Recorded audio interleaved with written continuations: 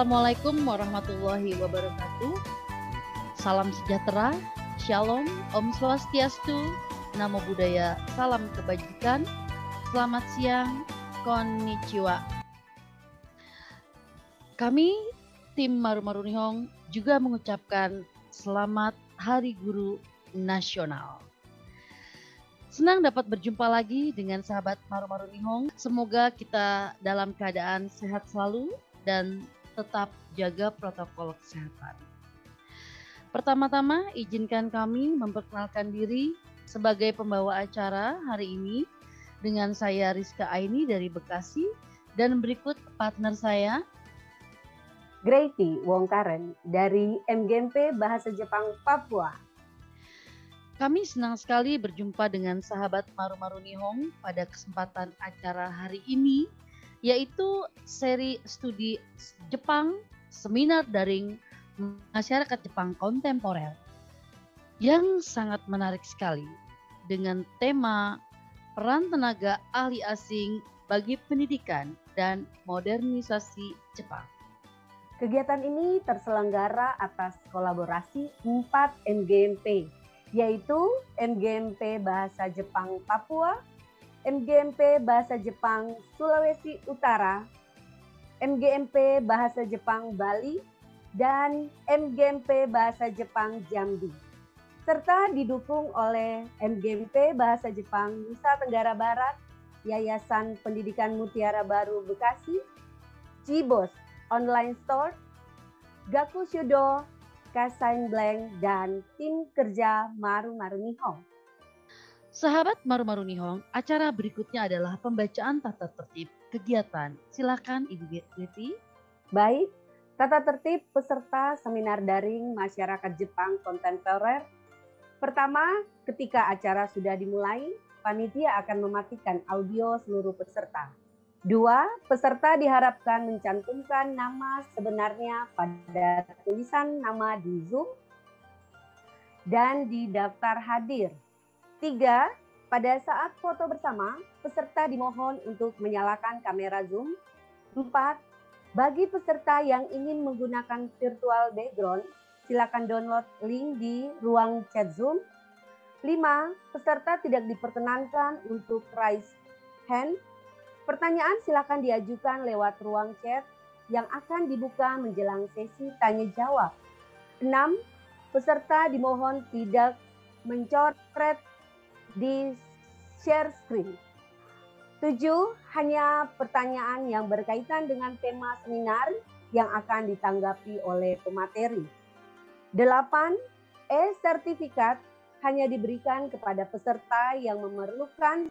Sahabat Maru-Maru Nihong, memasuki acara berikutnya adalah sambutan dari kolaborasi 4 MGMP Bahasa Jepang yang akan diwakili oleh Ketua MGMP Bahasa Jepang Provinsi Bali.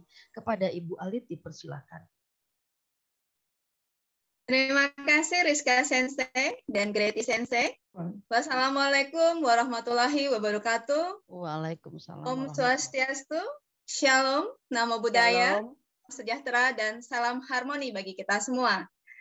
Puji syukur kita panjatkan ke hadapan Tuhan Yang Maha Kuasa atas karunia Beliau, kita masih diberikan kesempatan untuk bertemu tatap maya pada siang hari yang cerah dan damai ini. Saya mewakili kolaborasi 4 MGMP Bahasa Jepang, Bali, Sulawesi Utara, Jambi, dan Papua, mengucapkan terima kasih kepada Ibu Apin, Ibu Susi, beserta teman-teman panitia SSJ yang keempat, Bapak Franky selaku moderator, dan rekan-rekan peserta kegiatan seri studi Jepang ini atas kesempatan yang diberikan kami untuk memberikan sepatah dua patah kata. Sebagai salah satu ketua MGMP Bahasa Jepang, mewakili praktisi pendidikan dan pembelajar bahasa Jepang di seluruh Indonesia, saya sangat bangga mendapatkan jalinan kerjasama melalui seminar ini sebagai penambah informasi tentang seri studi Jepang. Tentunya kegiatan ini sangat bermanfaat bagi kita semua untuk menambah wawasan kita. Semoga tujuan kegiatan ini dapat tercapai dan dapat dilaksanakan secara konsisten. Akhir kata, Izinkan saya menutup sambutan ini dengan sebuah pantun. Tanah berbatu ditanami ketapang, sari stroberi tumpah di jalanan. Sangat bermutu belajar bahasa Jepang, seri studi Jepang salah satu jalannya. Selamat bagi semua peserta dan selamat mengikuti kegiatan. Terima kasih. Wassalamualaikum warahmatullahi wabarakatuh. Om Shanti Shanti Shanti Om. Shalom, Namo Buddhaya, salam sejahtera dan salam harmoni. Pulau Irian, burungnya cendrawasih. Cukup sekian dan terima kasih. Silahkan saya kembalikan kepada Rizka Sensei. Terima kasih Ibu Alit atas sambutannya. Acara selanjutnya yaitu pemutaran video profil MGMP Bahasa Jepang dan dilanjutkan dengan pemutaran video tim kerja Maru Maru Nihong. Kepada host dipersilahkan.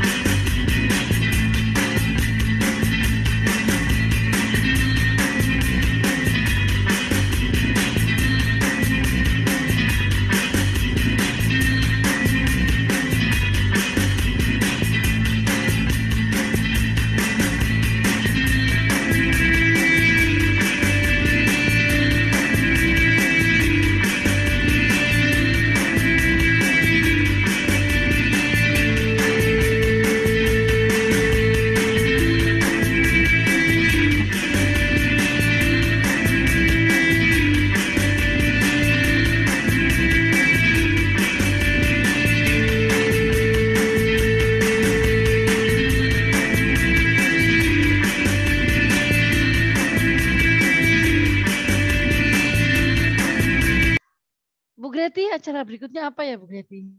Iya, acaranya kita yang berikutnya adalah sesi foto bersama. Ini yang kita tunggu-tunggu ya pastinya. Mari kita persilahkan kepada host kita, Pak Aga. Pada Pak Aga dipersilahkan ya, Bu Rizka. Mohon Lalu kita berdua. Sahabat Marmaru Nihong perlu diingatkan untuk iya, buka siap. kamera, senyum ya. Ya, baik kepada saudara sahabat Maru-Maru Nihong. Pada sesi ini adalah sesi foto bersama. Mohon untuk meng-on-kan kamera ya. Nah, untuk slide pertama, kamera dimulai. 1, 2, 3. Oke, kemudian yang slide kedua, action 1, 2, 3. Oke, kemudian untuk slide yang ketiga, mohon untuk on kamera. 1, 2, 3, action. Oke, kemudian yang slide keempat, 1, 2, 3, action. Lanjut. Oke, kemudian yang terakhir slide yang kelima, 1, 2, 3, action. Oke, selesai. Terima kasih kepada sahabat Maru-Maru Nihong untuk ini ya, acara sesi kamera. Terima kasih. Terima kasih Pak Aga selaku host yang sudah mendokumentasikan sesi foto bersama. Sahabat Maru-Maru Nihong, izinkan kami untuk memperkenalkan moderator kali ini. Silakan Ibu Greti. Iya, perkenalkan moderator acara. Iya, betul sekali. Pengenalan moderator acara hari ini, senang sekali bisa memperkenalkan beliau. Beliau adalah dosen saya di Universitas Negeri Manado. Yaitu moderator kita hari ini, Bapak Franky Nayoan MA PhD. Bekerja di Perguruan Tinggi Universitas Negeri Manado dengan riwayat pendidikan tinggi.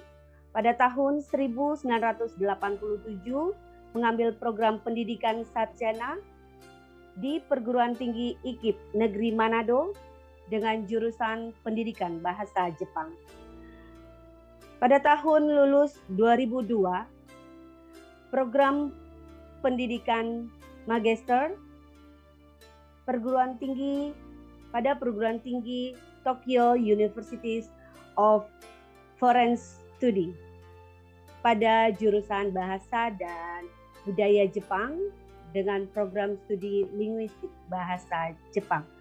Pada tahun lulus 2013 mengambil program pendidikan doktor di Perguruan Tinggi Grand Institute for Police Study GRIPS Tokyo dengan mengambil jurusan bahasa dan budaya Jepang dari Linguist Police.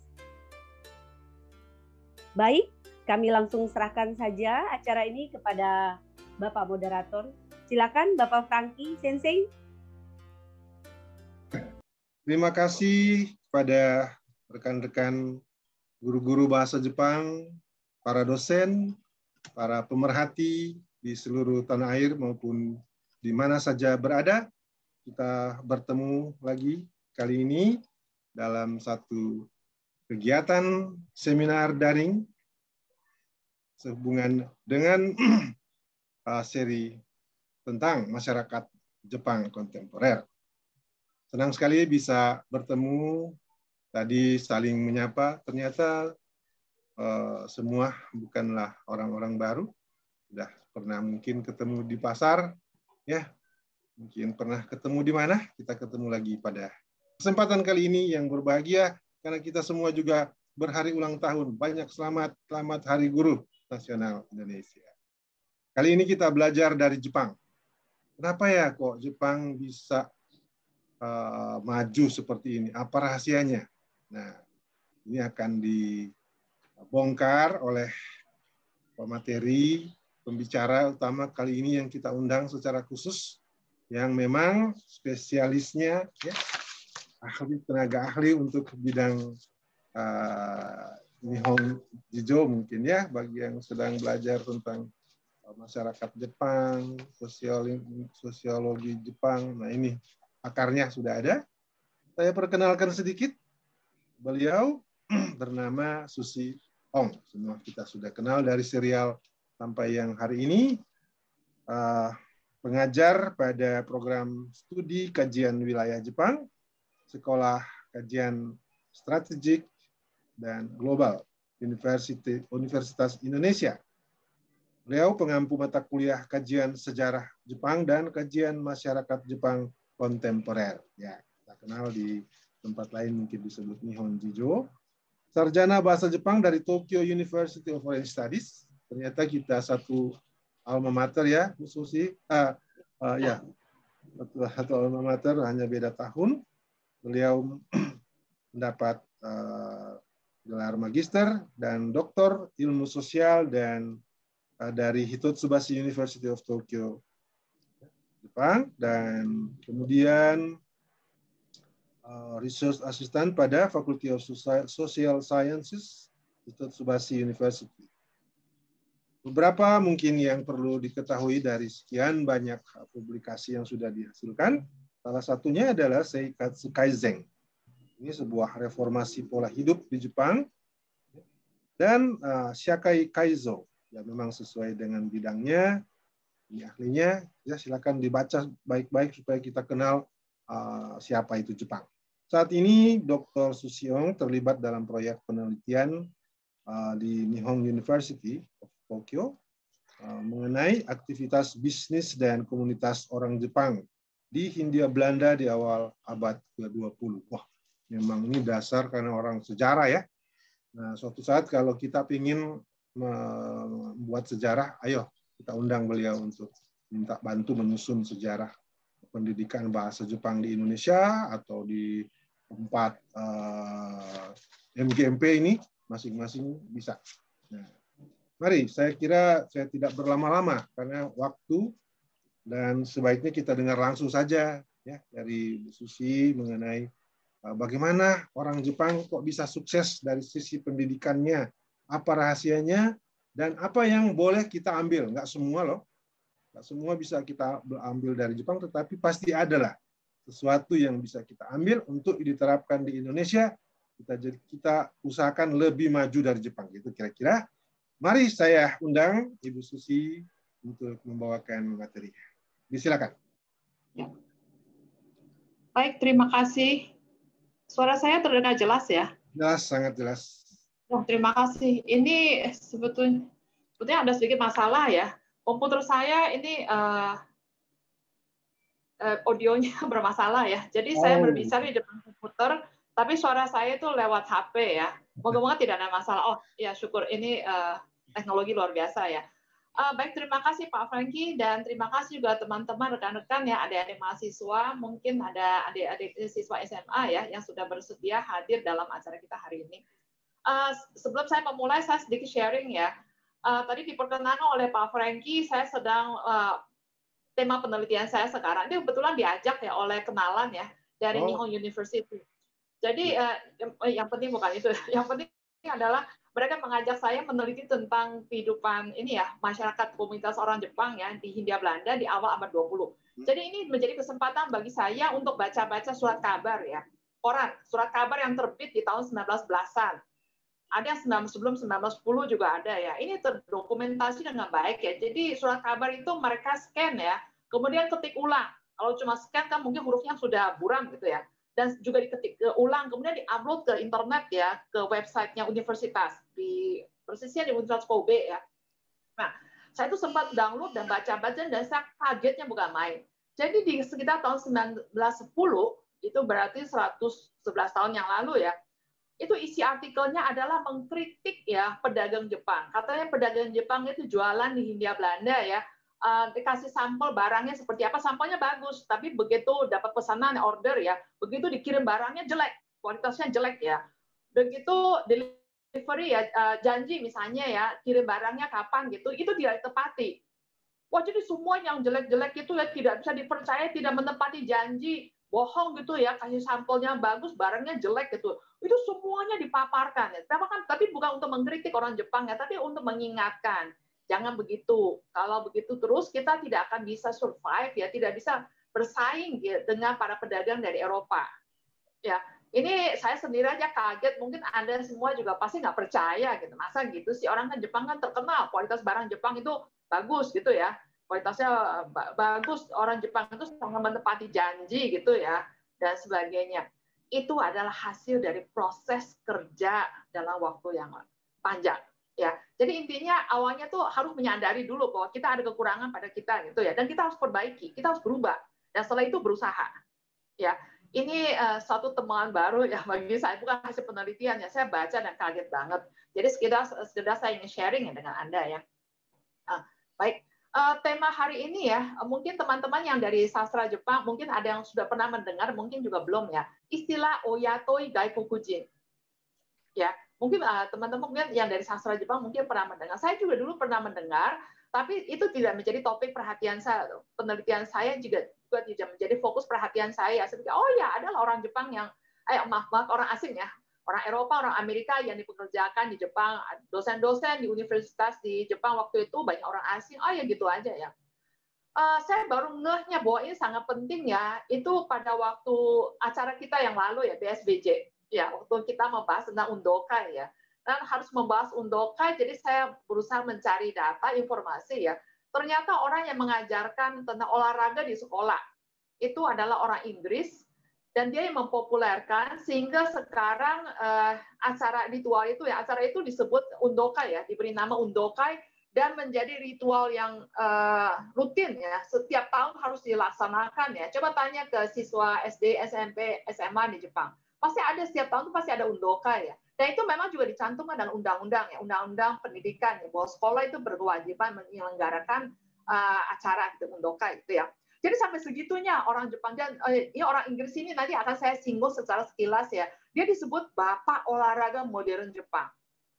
Ya, jadi seperti kita misalnya ada Bapak Koperasi Indonesia, Muhammad Hatta misalnya ya, Bapak Proklamasi. Tapi bos orang Bapak Olahraga gitu orang asing ya. Dan sampai sekarang beliau sangat dihargai, ada patung peringatannya gitu ya. Jadi saya baru sadar ternyata sampai segitu besarnya pengaruh orang asing gitu ya. Oyatoi Gaikokujin. Jadi orang asing yang dipekerjakan, direkrut dan dipekerjakan untuk mengajar, kemudian menjadi konsultan di Jepang. Oleh karena itu saya kira ada baiknya saya juga meneliti lebih mendalam dan saya akan sharing dengan minasan ya teman-teman hari ini. Ya, baik. Pertama-tama ya, ini saya ingin sharing ini data gitu ya. Data ini adalah data orang asing yang dipekerjakan di Jepang ya. Yang dalam bahasa Jepangnya orang Jepang menyebutnya Oyatoi Gaikokujin. Gaikokujin artinya orang asing ya. Yatoi itu bagi pemerintahan Jepang waktu itu. Jadi kalau mereka mempekerjakan seseorang, biasanya orang itu diberi jabatan, pangkat gitulah ya. Tapi kalau orang asing kan tidak diberi jabatannya dan masa mempekerjakannya itu terbatas. Nah, terbatas itu ibaratnya kalau di kita tuh PKWT gitulah ya, pekerja waktu tertentu ya. Jadi mereka itu disebut yatoi, makanya disebut oyatoi gaikokujin gitu ya. Nah, ini saya menemukan tabel ini hasil penelitian orang Jepang gitu yang sangat bagus gitu ya. Jadi ini periode dari 1968 sampai dengan tahun 1900. Ini zaman Meiji ya. Selama periode ini, jadi dari tahun 1968 ya sampai 1900 ya 1900, orang-orang asing yang maaf yang atas dulu, maaf ya, yang ini dulu ya. Orang asing yang dipekerjakan di Jepang ya.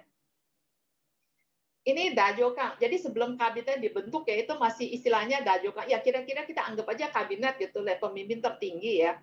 Kabinet modern Jepang itu dimulainya di tahun 1885. Jadi Perdana Menteri kabinet yang pertama itu dimulai 1885. Jadi sebelumnya ini dajokan, kemudian beralih gitu ya. Anggap aja sama gitu ya. Ini segini banyak, ini angkanya jumlah orang asing yang dipekerjakan. Ya. Terus kemudian ini imperial household ya, jadi keluarga kaisar ya yang mengurusi seremoni gitu dalam istana itu ada penasehat orang asingnya ya. Ya, jadi sebenarnya sistem kekaisaran modern Jepang yang sekarang berlaku itu sebetulnya mencontoh gitu sistem Jerman sebetulnya ya. Kemudian yang berikutnya Foreign Affairs, ini Kementerian Luar Negeri ya. Ini juga orang asingnya ya kita lihat. Kemudian Kementerian Kehakiman, law gitu ya, hukum ya. Kemudian ini Kementerian Keuangan, ini banyak sekali, terutama di masa-masa awal ya. Kenapa? Karena sistem keuangan modern. Jadi misalnya mencetak uang gitu, uang kertas, kemudian uang logam gitu yang modern ya, itu perlu teknologi dari barat ya. Karena sebelumnya ketika di zaman Tokugawa, pemerintah Tokugawa mengeluarkan uang logam ya. Waktu itu nggak ada uang kertas ya. Uang kertas nggak ada yang percaya, itu kan cuma kertas ya. Kemudian di setiap hang ya, mungkin teman-teman yang dari sastra Jepang pasti tahu, di setiap hang itu jadi seperti Satsuma, seperti Choshu dan sebagainya. Mereka juga menerbitkan mata uang. Jadi kacau ya, bayangkan di Jepang ada berapa banyak jenis mata uang gitu kan. Itu kan perlu di standarisasi gitu kan. Jadi sentralisasi ya dan sebagainya. Makanya butuh banyak sekali ahli dari luar negeri. Ya terutama orang Inggris gitu yang dipekerjakan. Ya. Kemudian interior ini Kementerian Dalam Negeri. Jadi mengenai sistem pemerintahan gitu ya dalam negeri ini juga kita lihat di masa-masa awalnya banyak ya. Dan yang paling signifikannya jelas sekali ya, angka tidak bisa menipu ya, engineering, Kementerian Perindustrian. Jadi kenapa industri Jepang itu begitu maju? Kita kan sekarang mengenal Jepang sebagai negara industri maju kan ya, teknologinya canggih gitu ya. Di masa-masa awalnya begini banyak ya, ini paling banyak ya di antara semua instansi pemerintah ya. Mempekerjakan orang asing dan yang paling banyak adalah orang Inggris. Karena Inggris itu negara adidaya di waktu itu ya. Amerika itu sebenarnya belum ada apa-apanya ya. Kemudian ini Kementerian Communication ini sebetulnya ini kementeriannya dimulai di tahun ini ya, kementeriannya dibentuk tahun ini. Ya, jadi makanya baru mulai di tahun ini ya, tahun 1885 ya. Kemudian Agriculture Commerce. Jadi waktu itu Kementerian Pertanian dan Perdagangan itu jadi satu kementerian ya. Dibentuknya di tahun ini 1881 ya. Ini juga mempekerjakan orang asing ya. Kemudian development ya, pembangunan ini terutama Hokkaido. Nanti akan kita bahas gitu ya. Hokkaido itu ketika di zaman Tokugawa itu Hokkaido pulaunya lumayan luas ya, hanya di bagian selatan, ujung selatan saja yang dihuni oleh orang Jepang. Selainnya ya bangsa Ainu yaitu nggak begitu jelas ya. Baru setelah restorasi Meiji, pemerintahan pusat itu dari Tokyo itu berusaha ini mengembangkan ya sektor industri, pertanian dan sebagainya di Hokkaido. Nah, siapa yang menjadi tulang punggung gitu ya, penasehatnya itu sebenarnya orang Amerika. Ya, jadi jumlahnya banyak ya. Kemudian transportasi ini terkait dengan termasuk dengan kereta api ya.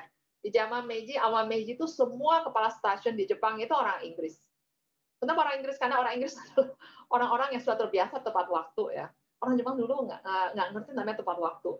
Ya, terus kemudian para stafnya itu yang mulai mempekerjakan orang Jepang, jadi biar mereka belajar sama orang Inggris ya. Terus supaya mereka tepat waktu, caranya gimana? Caranya mereka dikasih arloji ya. Kalau nggak ada arloji gimana mau tepat waktu? Ya. Kemudian yang berikut ini angkatan laut dan angkatan darat. Nah ini saya kira juga signifikan, terutama di masa-masa awal gitu ya. Pembangunannya itu ya ada yang dari Inggris, ada yang dari Perancis, ada yang dari Jerman juga ya. Kemudian education, pendidikan. Pendidikan juga penting ya. Jadi ini yang ingin saya tekankan ya. Kita tahu Jepang sekarang adalah negara industri maju dengan teknologi yang canggih. Kemudian pendidikan SDM Jepang itu canggih gitu ya. Kenapa? Kita bisa lihat sejak masa awal ya restorasi Meiji gitu ya. Masa awal modernisasi itu mereka kedua instansi ini paling banyak mempekerjakan penasehat asing. Kalau pendidikan ini termasuk para dosen ya, dosen atau guru SMA gitu ya. Yang mengajar, ada yang mengajar bahasa Inggris ya, bahasa asing ya, kemudian ilmu pengetahuan modern, termasuk ilmu hukum ya, ilmu hukum, kemudian biologi, fisika, dan sebagainya ya. Ini banyak sekali, karena jumlahnya banyak, nggak mungkin satu persatu saya bahas ya. Hari ini saya akan membahas beberapa contoh tokoh yang benar-benar signifikan gitu ya, dalam sejarah Jepang kontemporer, modern ya. Kemudian ini yang penting, saya kira ini juga penting, prefecture, jadi Pemda, Pemprov ya. Di Jepang kita yang dari sastra Jepang pasti tahu ya, Jepang ada 47 provinsi ya. Di Jepang disebut prefektur. Entah kenapa ya, mereka menggunakan istilah bahasa Inggrisnya prefektur ya. Tapi kira-kira seperti kita provinsi. Nah, Pemprovnya itu mereka juga mempekerjakan orang asing. Ya.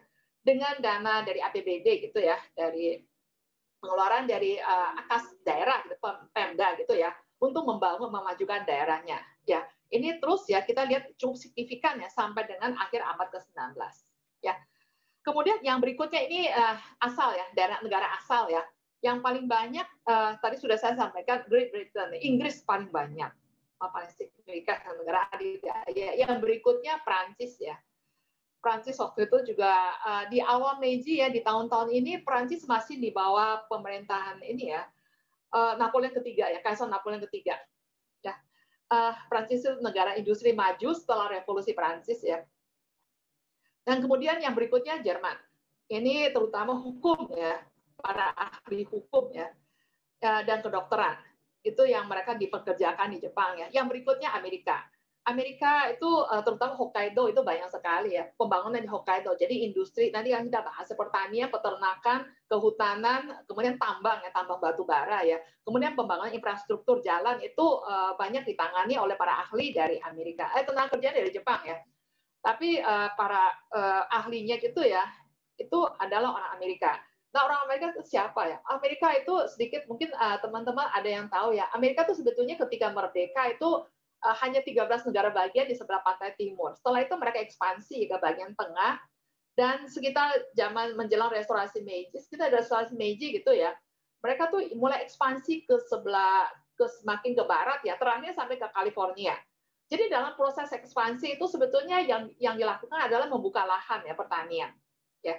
Jadi mereka ini yang datang itu ahli dari ini ya, mantan Menteri Pertanian ya. Kalau udah pensiun tuh cari kerja di Jepang gitu ya, karena udah punya pengalaman gitu. Ini dipekerjakan ya. Jadi orang yang paling berjasa ya.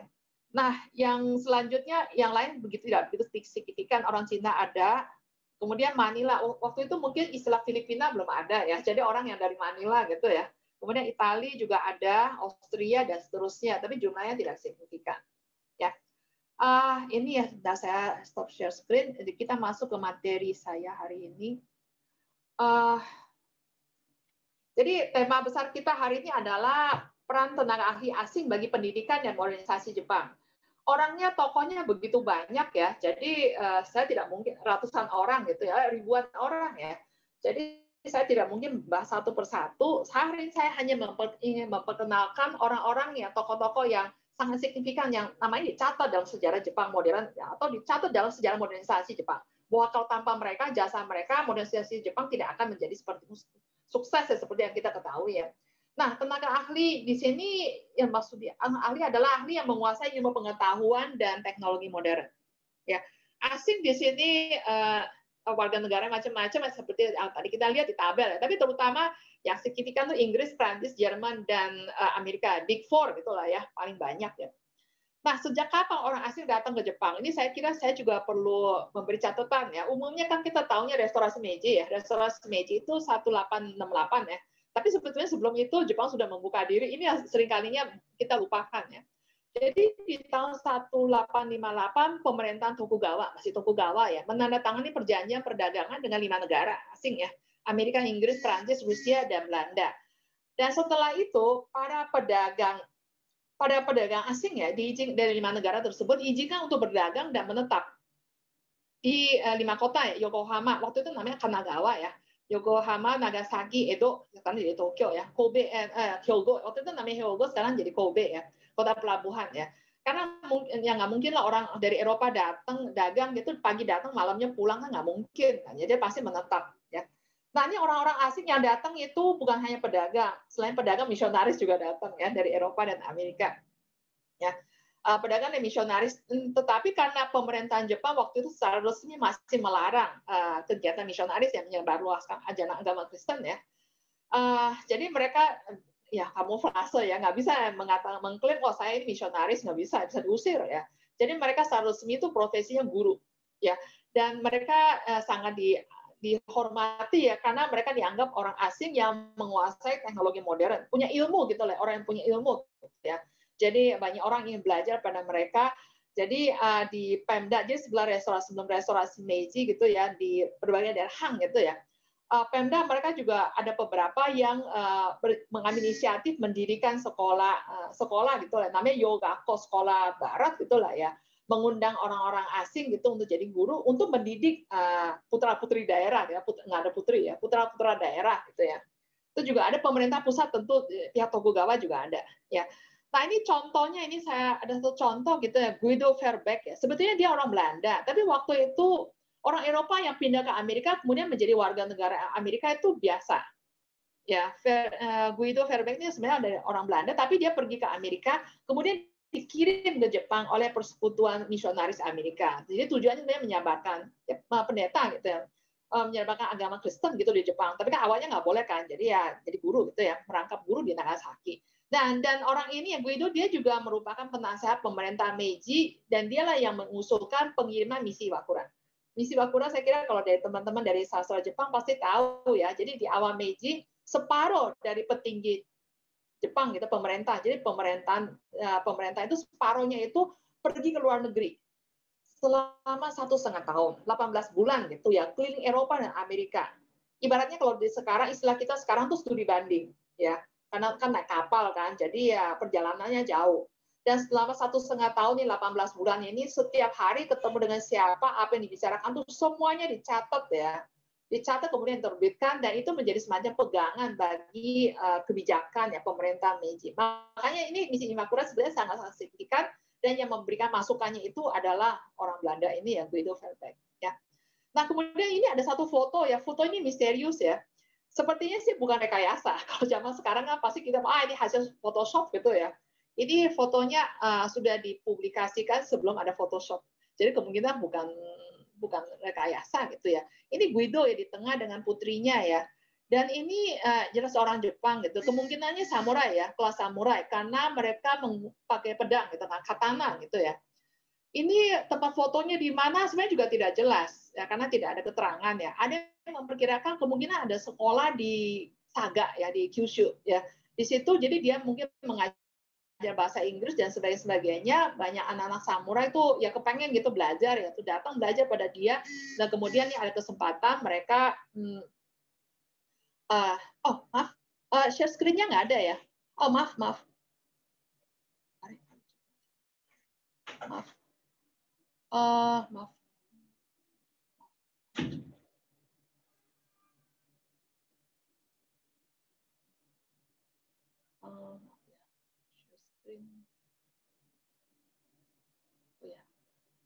Oh maaf ya, tadi nggak muncul ya ini ya.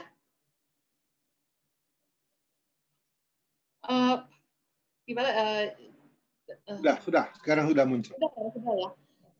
Tadi share screen-nya nggak muncul, tapi audio saya tadi jelas ya. Ya. Sekalian mengingatkan waktunya tinggal 10 menit. Oh baik. Ya, saya cepat ya. Baik. Jadi foto ini agak misterius gitu ya. Jadi kemudian jadi sebelum tahun 1868 sebetulnya pemerintah Tokugawa dan pemerintah daerah sebenarnya mereka sudah proaktif ya mengundang orang asing untuk datang dan mendidik gitu ya, mendidik calon kader gitulah di daerah mereka maupun untuk pemerintah pusat yaitu Tokugawa ya.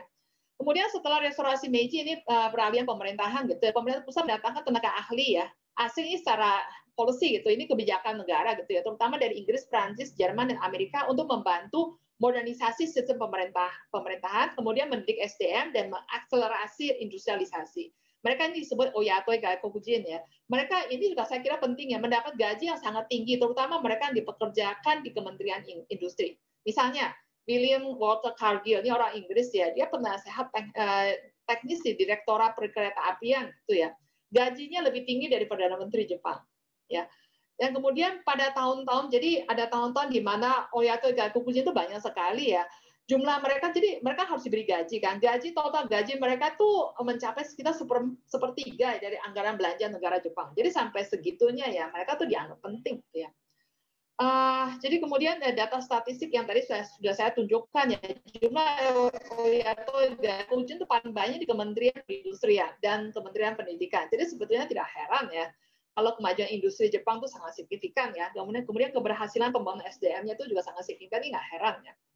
Nah, berikutnya seperti yang telah saya sampaikan ya, jumlahnya banyak. Saya hanya memperkenalkan beberapa tokoh yang namanya dicatat dalam proses modernisasi ya. Yang pertama ini agak random juga ya. Edward Silverson Morse. Saya kira mungkin teman-teman sebagian besar belum pernah mendengar ya. Dia adalah arkeolog dari Amerika yang meneliti artefak di Jepang, kemudian dia mempublikasikan penelitian artefak tembikar dan motif tali ya, dengan motif tali tambang. Bahasa Inggrisnya cord mark pottery ya, tembikar kan. Jadi yang bentuk mark gitu ya, tanda-tandanya itu seperti cord, seperti tali tambang gitu ya. Ini yang diperkirakan dibuat di tahun era 14.000 tahun sampai dengan 1.000 tahun sebelum Masehi. Nah, paper makalah dia diterjemahkan ya, cord mark itu diterjemahkan menjadi jomong. Ini sebetulnya asal usul dari istilah Jomon, zaman Jomon. Kalau zaman Jomon teman-teman pasti tahu ya, karena dulu pernah disuruh hafal zaman Jomon ya Yayoi. Kemudian dia juga lah yang melakukan penelitian di daerah yang namanya Yayoi di Tokyo ya. Terus menentukan benda yang diperkirakan dibuat pada era abad ke-10 sebelum Masehi sampai dengan abad ke-3 sesudah Masehi. Lalu kemudian dia memutuskan, oh era itu kita sebut saja tertentu gitu ya, karena tembikar itu temukan hama-hama kebetulan di daerah Yayoi, sampai sekarang masih ada daerah Bunkyo ya, Bunkyoku ya. Maka jadi disebut Yayoi. Jadi kita tahunya kita disuruh menghafal sejarah Jepang zaman Yayoi, zaman Jomon gitu. Sebetulnya istilah yang membuatnya tuh orang ini ya.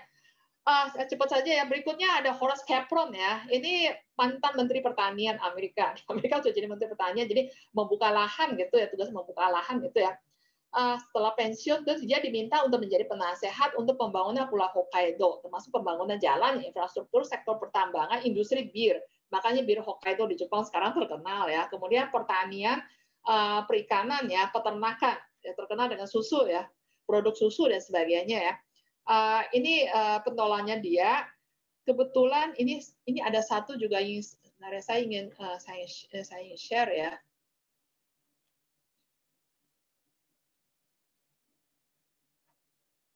Ini ada website Visit Hokkaido ya. Jadi visit resmi gitu ya, website resmi ya. Pemerintahan Jepang, Pemprov Hokkaido ya. Jadi ini judulnya ya Okure, jadi ya Oyatoi Gaikukujin gitu ya. Bahwa pembangunan Hokkaido itu bisa berkembang pesat berkat beliau-beliau ini. Ini orang asing, ini orang Amerika semua. Ya, ini sekedar catatan ya. Baik, berikutnya saya kembali ke yang tadi ya, share materi yang tadi gitu ya. Kemudian berikutnya ya William Clark ya. Ini sampai sekarang pun patungnya masih berdiri ya di kota Sapporo ya, dengan slogan dia, Boys Be Ambitious ya. Dia seorang guru ya. Guru jadi yang memotivasi anak para muridnya harus ambisius gitu ya, harus mau maju gitu, jangan selalu terpaku pada tradisi gitu ya. Jadi banyak anak-anak didikannya itu ya jadi orang gitu lah ya. Salah satunya adalah Nitobe Inazo. Teman-teman yang pernah ke Jepang pasti ya kalau lihat itu uang 5.000 yen itu foto dia ya. Dan Nitobe Inazo ini juga orang yang dia mewakili Jepang di Liga Bangsa-Bangsa. Kemudian dia juga yang menulis buku Bushido yang mengecoh dunia ya. Yang katanya Bushido itu semangat Jepang, padahal yang dia bahas itu sebenarnya semangat Protestan semua ya. Jadi kemudian berikutnya saya cepat saja. Kemudian ada Gustave Boissonade. Ini orang Prancis ya. Ahli dari hukum dari Prancis yang direkrut oleh pemerintah Meiji untuk membantu ya di Kementerian Kehakiman itu ya, menyusun draft undang-undang hukum perdata. Tapi dia sudah susun, tapi ketika diajukan ditolak gitu ya. Jadi akhirnya nggak jadi ya.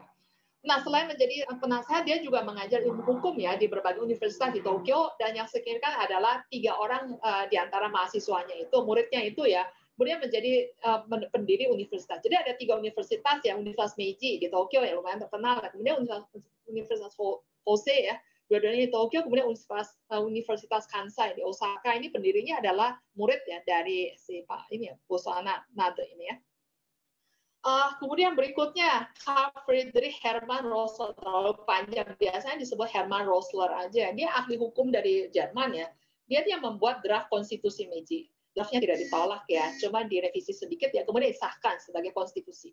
Ya, jadi konstitusinya itu dibuat oleh orang Jerman dengan mencontoh konstitusi Jerman. Di Jerman juga ada kaisar ya. Jadi mencontoh konstitusi Jerman di mana kedaulatan ada di tangan kaisar. Ya. Ini sekedar ini sebetulnya penting tapi sering terabaikan ya. Nah, berikutnya ada ini juga penting, Erwin van Belst ya, ini dokter ya dari Jerman yang berusaha jasa mengembangkan ilmu kedokteran modern di Jepang dan memperkenalkan manfaat mandi air panas, onsen ya. Kita kan tahu orang Jepang suka onsen. Nonton aku dari zaman dulu kayaknya enak gitu ya mandi onsen gitu ya. Tapi ada manfaat medis ya, itu baik untuk kesehatan. Itu yang menjelaskannya adalah Von Belst ini, kemudian dia juga yang memperkenalkan onsen kusatsu ya ke luar negeri ya, ke dunia. Sekarang onsen kusatsu itu menjadi salah satu onsen yang terkenal di Jepang. Orang Jepang sangat bangga dengan onsen itu, tapi dulunya tuh mereka nggak sadar bahwa itu luar biasa tuh airnya gitu ya. Jadi yang memperkenalkan ke seluruh dunia sebetulnya orang Jepang ya, orang Jerman ini ya. Yang terakhir ini yang saya sebutkan di awal ya, Frederick William Strange, ini guru bahasa Inggris yang memperkenalkan kegiatan olahraga di sekolah ya.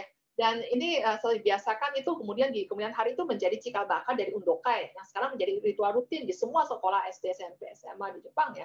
Dan pelaksanaannya diwajibkan oleh undang-undang pendidikan. Ya, ini fotonya jadi ini sampai ada semacam apa ya prasasti mungkin ya. Jadi tulis di sini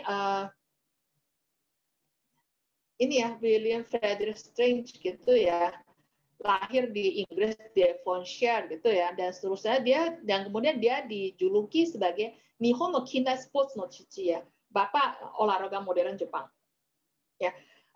Itu ya, jadi terakhir waktunya sudah habis ya, pesan dan kesan, nggak ada kesimpulan ya, pesan dan pesan.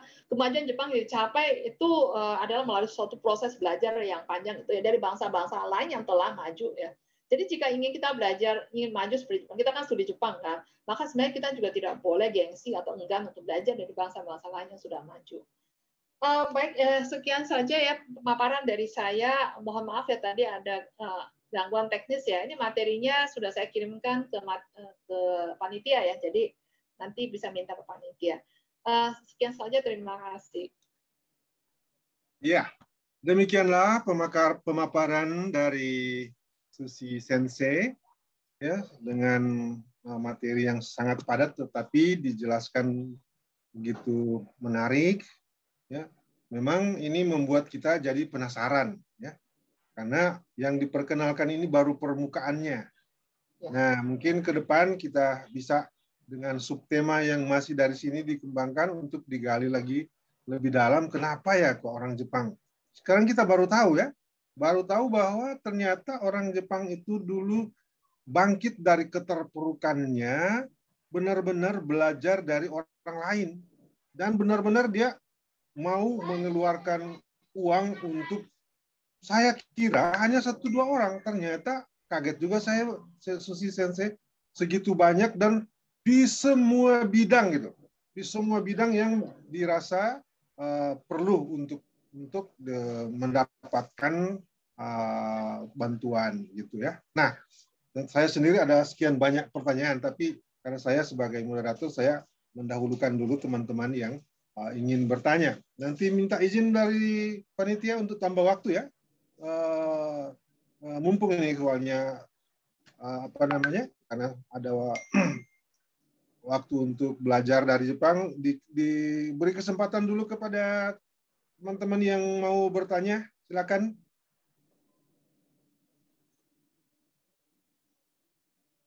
Silakan. Ya, silakan Imelda. Oke, terima kasih Ibu Susi Ong. Terima kasih juga Sensei Frankie ya, sudah memberi kesempatan untuk ikut. Saya sangat tertarik dengan budaya Jepang, terutama kontemporer saat ini, dalam bidang pendidikan, modernisasi, dan minta maaf, ada hal yang ingin saya tanyakan tentang suatu kasus tragedi di tahun 1988, seorang high school student ya, Junko Furuta, yang menjadi korban torture, rape, pokoknya like a hell, itu sangat terkenal, sangat heboh, sampai ada animenya, ada film, dan ada lagunya, justru dari orang-orang di seluruh dunia yang buat lagu untuk memperingati sekitar 30 tahun penderitaan anak ini. Jadi pertanyaan saya, apakah sebenarnya yang terjadi dalam pendidikan di Jepang saat itu, apakah anak-anak laki-laki mungkin tidak diperhatikan secara gender dan mereka merasa seperti losers? Mereka jadi orang-orang yang egonya itu diinjak-injak oleh sistem pendidikan, mungkin ya, saya tidak tahu, sehingga mereka terluka dan melukai orang lain, karena biasanya orang yang melukai orang lain itu adalah orang-orang yang terluka. Bagaimana dengan restorasi keluarga di Jepang? Apakah itu juga diperhatikan? Misalnya kalau dari daerah barat itu kan biasanya mereka bukan cuma saja hal-hal teknologi, tapi orang barat itu setahu saya ada semangat-semangat kekeluargaan berdasarkan iman, kepercayaan masing-masing yang mungkin ditransfer. Tapi saya tidak tahu masyarakat Jepang saat itu menyebut tragedi itu sebagai hasil dari American disease, penyakit Amerika. Dan itu sampai sekarang saya masih mencari-cari dalam hal kajian perempuan ya yang kami ajarkan di kampus-kampus juga, dan ini menyangkut hal itu juga. Ya, Terima kasih.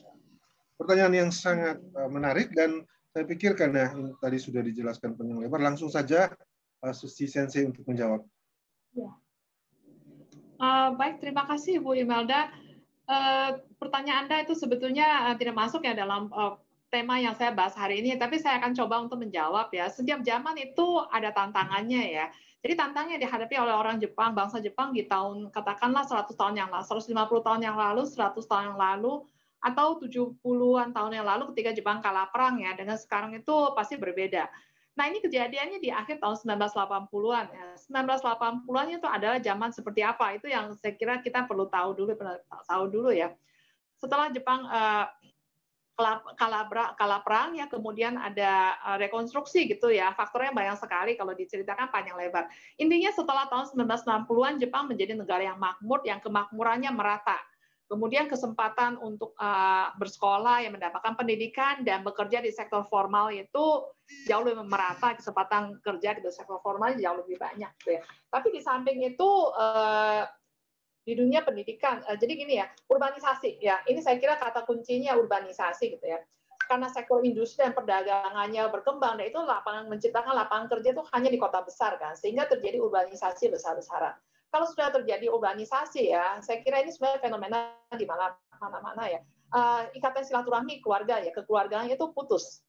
Ya, pertama karena hidup di kota semua orang sibuk gitu ya. Kalau misalnya tinggal orang yang bekerja di sektor pertanian kan nggak usah tiap pagi di jam tertentu jam 8 harus ke sawah gitu, telat 10 menit didenda gitu kan nggak mungkin ya. Tapi kalau yang bekerja di kota di sektor formal gitu, di pabrik atau di kantor itu kan untuk tuntutan untuk tepat waktu itu sangat ketat gitu ya.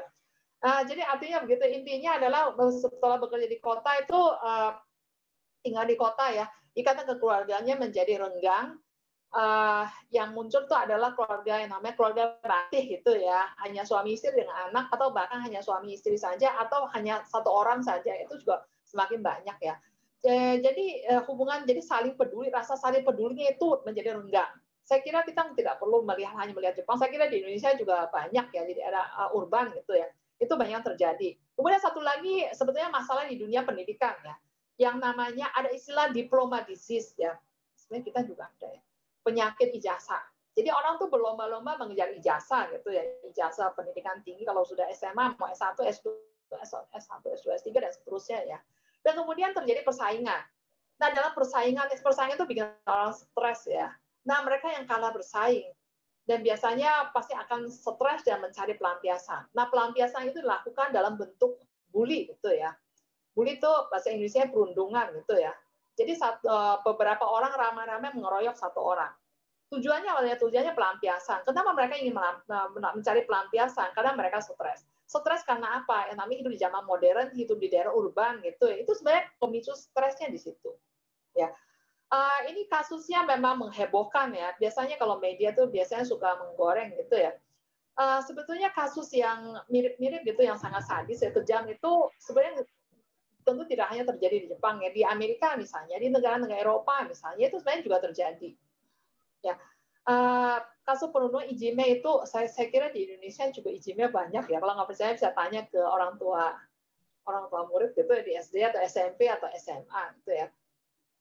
Jadi saya kira masalah yang dihadapi oleh orang Jepang, jadi misalnya kasus yang Anda sebutkan heboh gitu ya, yang sangat menghebohkan, ini bukan akibat orang Jepang belajar dari Amerika, belajar dari Eropa. Tapi ini adalah suatu konsekuensi ya dari modernisasi ya. Jadi setelah modernisasi, ya, masyarakat jadi seperti itu. Dan ini terjadi di mana-mana ya, di Amerika juga ya, di Eropa, di Jepang juga, di kota-kota besar di Indonesia juga demikian. Ya, terima kasih. Baik. Ada kesempatan lagi diberikan kepada Ayu Sang. Pertanyaan dari Ayu Sang, posisi penerjemah pada zaman itu apakah punya posisi tinggi dalam masyarakat saat itu? Iya. Ibu Susi, dipersilakan.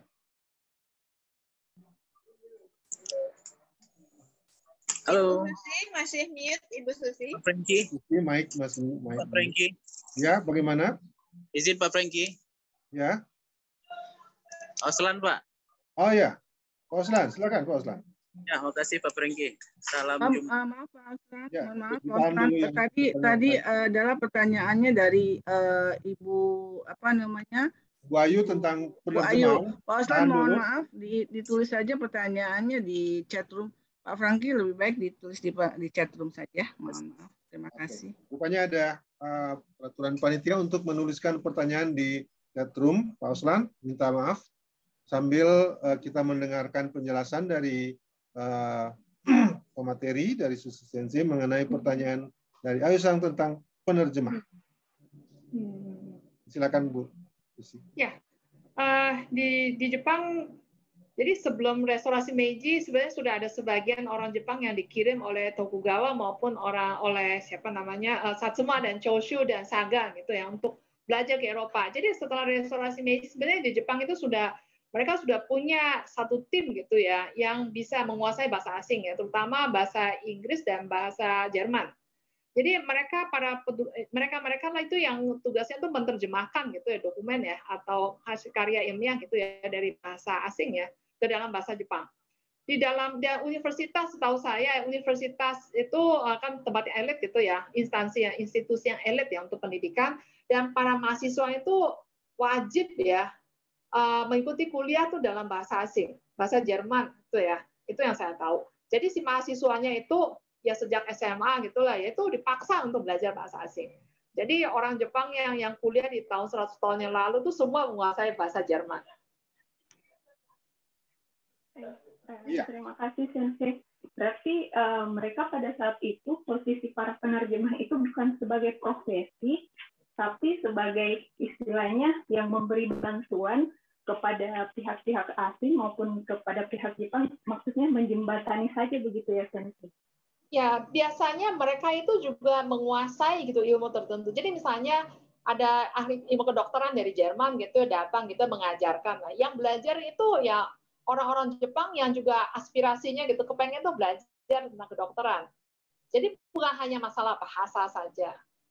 Ya. Oh begitu. Jadi tidak fokus ke pembelajaran bahasanya ya Sensei ya.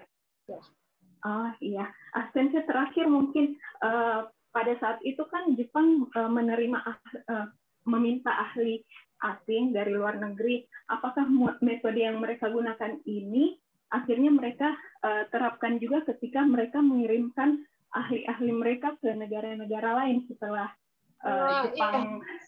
Saya kira sistem ini sebenarnya dilakukan oleh semua negara ya. Amerika juga, negara Eropa juga. Jadi ketika ada suatu negara dengan misalnya A dan B gitu, negara A jauh lebih maju daripada negara B gitu ya. Negara A biasanya tuh pemerintahnya ingin mengirimkan ekspor gitulah ya ke negara B gitu ya. Terus satu lagi mungkin saya perlu pertegas gitu. Tadi misalnya seperti Kapron gitu ya. Kapron itu kan dia sebenarnya mantan pejabat ya.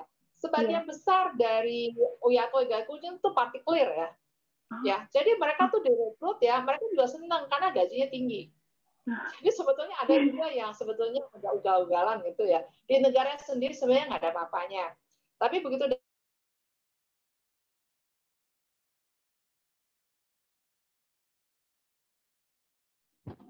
Bu Susi, maaf. Speakernya Bu Susi, maaf, speakernya.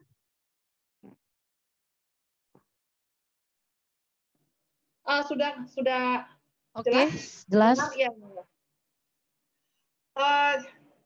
Jadi apa namanya orang asing itu ya kan jumlahnya banyak. Jadi ketika terutama di awal zaman Meiji gitu pemerintah pusat maupun Pemda tuh sangat desperate gitu karena tahu terlalu ini kesenjangan antara mereka dan mereka sangat terbelakang gitu ya. Jadi akhirnya agak sedikit istilah kasarnya membabi buta gitu. Jadi kalau ada orang bule gitu kalau mau datang ya silakan welcome ya. Mereka diberi gaji yang tinggi. Jadi sebetulnya banyak juga di antara ini Oyatoi Gakuin itu sebetulnya nggak ada apa-apanya ya. Di negaranya itu nggak ada apa-apanya. Nah, hidupnya susah, ya udah merantau aja ke Jepang. Karena begitu sampai di Jepang itu langsung kan dianggap, wah bule ini pasti orang pinter ya. Terus dipekerjakan dengan gaji yang tinggi. Ya sebenarnya juga banyak ya, kan jumlahnya ribuan ya.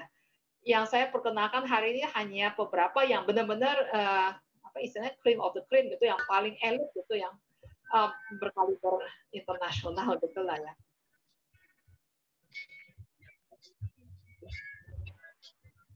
Ya, mudah-mudahan dapat menjawab pertanyaannya, tapi waktu kita sudah lebih dari 15 menit lewat. Bagaimana panitia? Ditutup ya? Belum Pak, masih lanjut. Sampai masih ada 13 menit Bapak sampai 13 menit lagi. Baik. Maka saya beri tadi yang sudah mengangkat tangan dan sudah diberi kesempatan Pak Osnan, ini saya bacakan pertanyaannya. Ya, makasih Pak. Dibacain aja mungkin. Bagaimana Jepang menghormati para founder dari Barat? Apakah hanya dengan bentuk patung untuk mengenang saja? Dan terkait dengan pertanyaan yang mirip dari Rangga, mengapa orang Jepang lebih banyak peran tenaga ahli dari luar pada warga negara Jepangnya sendiri? Ya, mirip pertanyaan, Bu Susi langsung saja. Mengapa begitu? Sebetulnya sangat simpel ya. Karena waktu itu yang menguasai ilmu pengetahuan modern ya. Jadi misalnya seperti arkeologi, di Jepang nggak ada arkeolog ya. Kemudian misalnya ilmu kimia, ilmu fisika, itu kan semuanya dari barat gitu kan ya. Teknologi, misalnya kedokteran modern ya. Atau misalnya, ya misalnya kalau kita lihat misalnya otomotif ya. Otomotif, teropong misalnya ya. Itu kan di Jepang, orang Jepang tidak menguasai teknologinya, di Jepang tidak ada pabriknya, jadi kalau mau membuat gitu ya, mengembangkan sektor tersebut, yang mau ngomong harus belajar dari orang asing yang menguasai. Dan yang menguasai itu adalah orang-orang seperti orang Inggris, Jerman, Perancis, dan Amerika. Ya.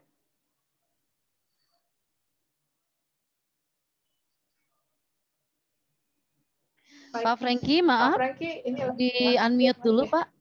Oh ya, minta maaf ya. Terima kasih, dan ini masih ada beberapa pertanyaan. Saya pilihkan yang lain aja yang beda pertanyaannya, karena yang lain itu udah mirip-mirip. Ini agak aplikatif ya, lebih kepada kita gimana belajar dari Jepang gitu ya. Dari saudara Hestri Anugrah apa ya?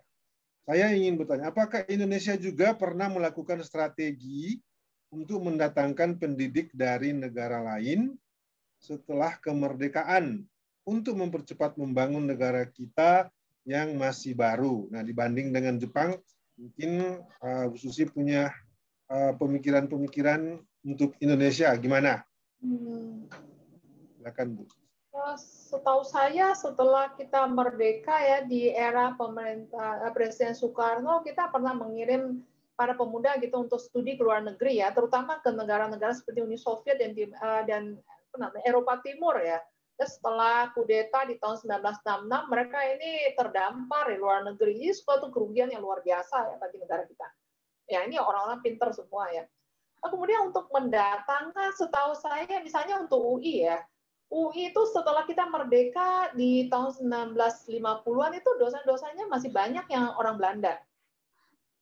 Ya, saya nggak tahu kalau mungkin di universitas di kota-kota lain mungkin juga begitu ya. Kemudian perkebunan ya, yang kita tahu perkebunan di Indonesia tuh semua dikuasai oleh orang asing sampai dengan tahun 1958.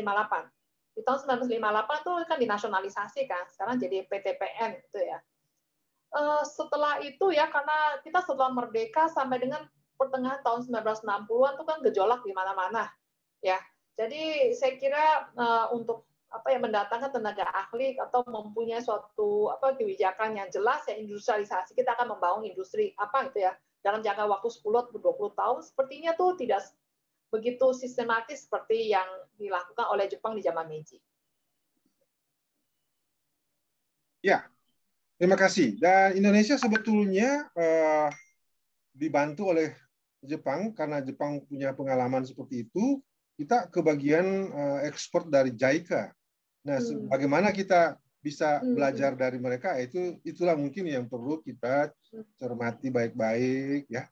Tapi itu dalam kesempatan yang lain mungkin dibahas, tetapi karena ada hubungan, saya teringat itu sebetulnya ada kemiripan dengan itu. Cuman bagaimana kita memanfaatkannya aja, nah, kayak Jepang itu ya. Nah, ada pertanyaan juga yang menarik, tetapi agak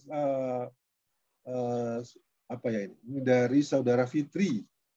Ya, pada masa Perang Dunia Kedua, pendidikan justru menanamkan Koka Shinto. Ya.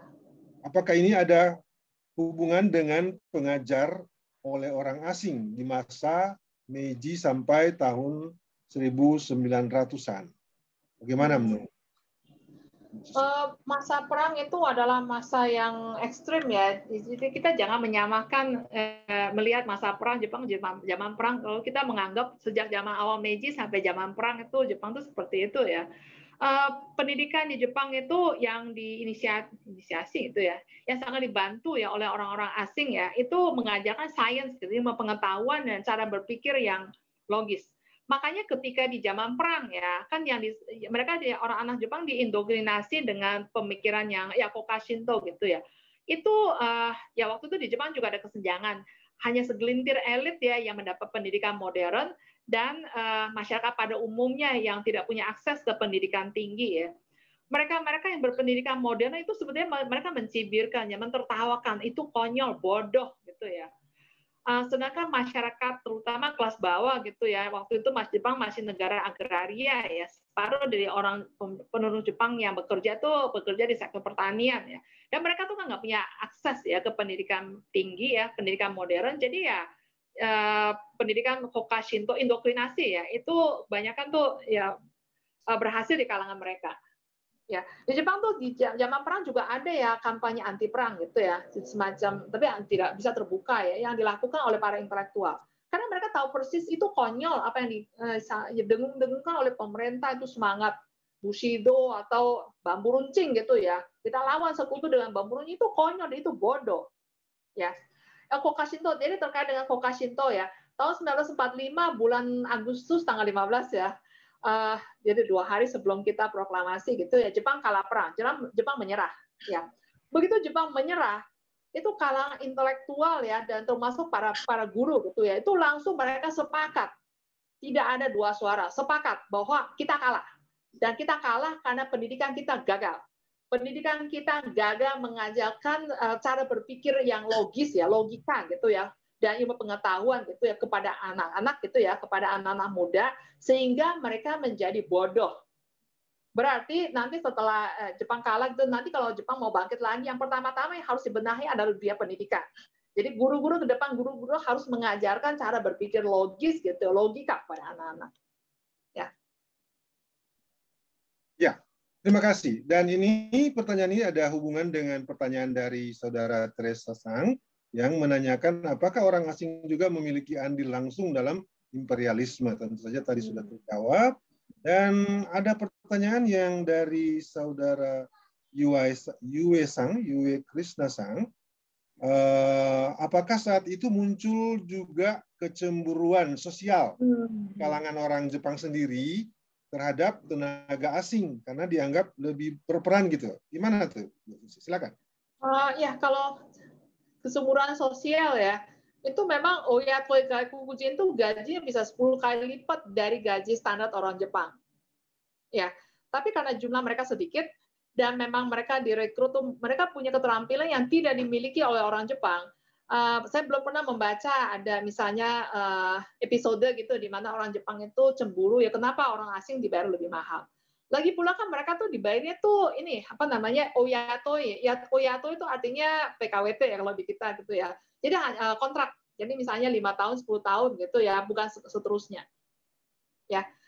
Terus satu lagi tadi pertanyaan tadi tuh ya, apakah tentang imperialisme dan sebagainya. Ya. Semua negara yang menjadi yang apa ya warganya gitu ya, yang ekspor ahlinya itu menjadi guru bagi orang Jepang atau konsultan bagi orang Jepang, itu semua negara imperialis. Inggris iya, Jerman iya, Prancis iya, Amerika iya. Ya, jadi saya kira kita tidak perlu bertanya itu apakah imperialisme Jepang itu pemikirannya itu diajarkan oleh ya para guru mereka yang merupakan orang Barat. Ya. Iya, sangat luar biasa. Pertanyaan-pertanyaan semua saya kira sudah dapat dijawab oleh Bu Susi tadi. Dan pertanyaan-pertanyaan juga sangat menarik dan membuat kita ingin tahu tentu lebih dalam meskipun kesempatan kali ini belum bisa terjawab sepenuhnya. Nah, tapi penghormatan terhadap founder-founder itu gimana Pak, Bu? Untuk jadi founder ya. Iya. Jadi mereka itu kan penghormatan ya. Jadi kalau murid-muridnya itu mantan murid mereka yang merasa, oh saya sekarang jadi orang tuh berkat guru saya ya, mereka bikin ya membangun prasasti atau semacam apa ya, memberikan penghargaan anumerta gitu istilahnya kepada guru-guru mereka itu partikular gitu ya. Jadi secara individu itu mereka datang ke Jepang, sebetulnya setengah juga sebenarnya merantau ingin mencari kehidupan yang lebih baik ya. Jadi ya saya kira nggak perlu terlalu heboh ya dijadikan pahlawan bangsa. Banyak Oyato Gaikubuchi, jadi seperti yang tadi saya sampaikan, ada beberapa yang setelah ketika mereka pensiun ya pulang dari Jepang itu sebelum pulang mereka mendapat penghargaan dari kaisar. Gitu ya. Sebaliknya Bu Susi, kalau dulu mereka orang bangsa Jepang merekrut sebanyak-banyaknya gitu ya tenaga ahli guru-guru. Sekarang ada kemiripan. Apakah pertanyaan dari saudara dari Helena Pandi Sensei, kenapa Jepang sekarang merekrut banyak tenaga asing, termasuk dari Indonesia? Apakah Jepang krisis penduduk atau hal lain dalam kebijakan yang terbaru gimana? Sebetulnya jadi di zaman itu orang Jepang merekrut orang-orang asing itu yang punya keahlian tinggi yang tidak dimiliki oleh orang Jepang. Kalau sekarang kan justru sebaliknya ya. Sekarang yang direkrut oleh tenaga kerja yang direkrut adalah orang-orang yang punya keterampilan rendah yang untuk melakukan pekerjaan yang berat yang upahnya rendah gitu ya. Jadi pekerjaan-pekerjaan yang bisa dilakoni oleh orang Jepang tapi orang Jepang nggak mau. Karena udah biasa enak gitu ya. Itu yang disebut pekerjaan 3K kan ya, sanke kan ya, kitanai, kitsui, kiken gitu ya. Pekerjaan yang kotor, yang bahaya, yang berat ya. Pekerjaannya udah berat, gajinya kecil lagi ya, nggak mau. Jadi itu yang dilemparkan gitu, diberikan ke orang-orang dari negara yang mungkin ya, yang lebih susah lagi gitu lah istilahnya ya. Ya, jadi terbalik ya. Oh gitu. Ya, terima kasih. Dan saya kira dari segi waktu mungkin ini yang terakhir. Sebetulnya ada hubungan dengan pertanyaan dari Helena Pandi Sensei tadi. Kali ini dari Stanley, kenapa Indonesia tidak bekerja sama dengan Jepang? Contohnya Infoloker di Jepang gitu katanya. Infoloker apa itu ya? Lowongan pekerjaan? Oh, lowongan pekerjaan. Info lowongan pekerjaan saya kira banyak bukan. Tapi ya silakan. Ini karena ini pertanyaan. Ini bukan Indonesia kerjasama dengan Jepang atau tidak. Saya kira banyak orang Indonesia juga yang melihat peluang gitu ya. Orang Indonesia yang punya akses ke Jepang itu mereka memasang peluang, mereka merekrut orang-orang teman-temannya mungkin atau kenalannya di Indonesia, kemudian mereka salurkan ke Jepang dan di situ mereka mendapatkan komisi ya. Orang seperti itu banyak ya. Iya. Baik, terima kasih kepada peserta yang sudah mengambil bagian dalam diskusi yang sangat menarik pada sore hari ini. Dan silakan Bu Susi untuk closing-nya, mungkin ada semacam kesimpulan untuk ya, jadi dari saya seperti yang tadi sudah saya tuliskan gitu ya, bukan kesimpulan tapi ya mungkin kesan dan pesan gitu ya. Hari ini saya memaparkan ya fakta-fakta gitu ya, bahwa Jepang itu maju bukan karena orang Jepang dari sononya hebat ya, karena budayanya unggul, punya semangat Bushido, punya apalah budaya Giri on Ninjo gitu ya.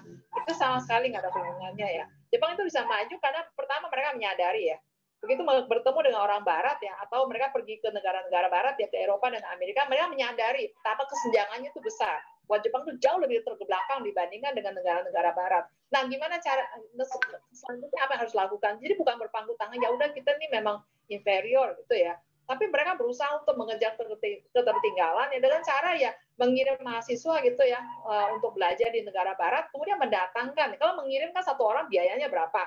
Tapi kalau mendatangkan, katakan guru ya dari luar negeri, satu orang aja bisa mengajar banyak sekali murid-murid gitu kan ya. Jadi saya kira usaha seperti itu yang dilakukan sehingga itu sebetulnya faktor utama kenapa Jepang menjadi maju seperti sekarang, negara yang punya industri dengan teknologi gitu yang canggih gitu ya, kemudian SDM yang unggul relatif ya. Kalau orang mau mengkritik sebetulnya ya banyak juga bisa dikritik, tapi relatif unggul gitu ya. Kenapa bisa begitu? Itu karena ya mereka belajar. Jadi saya kira itu juga catatan bagi kita gitu ya. Hal-hal upaya-upaya konkret ya, kita mungkin di Indonesia seringkali kita mengatakan oh Jepang tuh hebat karena budaya unggul. Jadi kalau kita mau belajar dari Jepang ya kita belajar budayanya. Itu mohon maaf ya, saya gunakan istilah yang sangat kasar itu ngomong kosong. Ya, belajar budaya Jepang supaya kita bisa unggul jadi Jepang itu ngomong kosong. Ya, kita cobalah lihat hari ini saya mengajak Anda ya teman-teman untuk melihat Jepang tuh kenapa upaya apa yang telah mereka lakukan sehingga mereka tuh bisa bertransformasi ya dari negara yang terbelakang SDM-nya kere gitu ya, SDM-nya mutunya rendah gitu ya, bisa menjadi negara maju yang kita kenal sekarang karena belajar dari negara lain gitu ya. Belajar sesuatu yang konkret, ilmu kedokteran, fisika, kimia, hukum ya dan sebagainya ya. Angkatan darat dan angkatan laut juga ya, terlepas dari masa fase imperialisme gitu ya. Supaya mereka belajar untuk membuat diri mereka menjadi lebih kuat. Ya, saya kira itu kalau kita menyadari dan sedikit banyak kan bisa belajar gitu menerapkan ya, maka tidak sia-sialah kita studi Jepang. Ya. Yes, itu saja ya. Terima kasih. Terima kasih Bu Susi ya atas waktu dan pengetahuan sudah dibagikan kepada kita semua. Terima kasih kepada seluruh peserta, Sensei Tachi, pemerhati. Satu hal yang dapat kita ambil dari materi hari ini, kalau kita mau belajar dari orang-orang, kita belajar betul-betul deh. Ambil semua, kita kuras semua apa yang ada padanya. Pokoknya kalau setengah-setengah kita nggak dapat apa-apa. Ya, kaku kalau kita udah minta para ahli, kita betul-betul manfaatkan semuanya untuk kepentingan kita. Kita maju untuk Indonesia. Dan kita yang di bidang bahasa Jepang, belajar budaya, pendidikan semua, mengapa kita juga tidak belajar betul-betul dari mereka? Untuk selanjutnya kita masih tersisa banyak bahasan, pokok-pokok bahasan. Terima kasih. Saya kembalikan kepada pembawa acara. Selamat sore. Terima kasih kepada Ibu Susi atas pemaparan sungguh luar biasa materi. Dan terima kasih ilmunya untuk memajukan Indonesia. Terkait tema hari ini yaitu peran tenaga ahli asing bagi pendidikan dan modernisasi Jepang.